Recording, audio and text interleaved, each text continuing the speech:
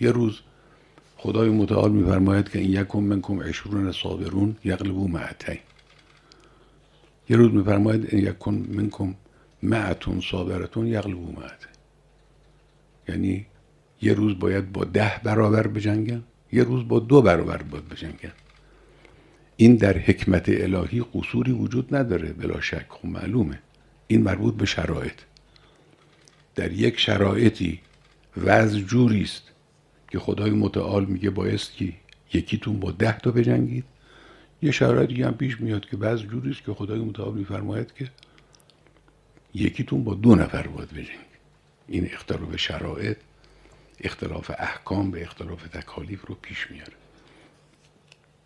یه روز بعد رست و حرکت اونچنانی و اینها یا فتح مکه است و اینا، یه روزم از اعجبتکم کثرتکم در روز حنین است.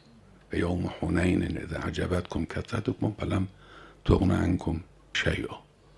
اینجوریه. باید در هر جایی شرایطی وجود دارد، باید بر طبق اون شرایط عمل کرد. خب اگر غفلت از شرایط شد ضرر میکنه. چه مردم شرایط را ندانند، چه نخبگان به شرایط توجه نداشته باشند.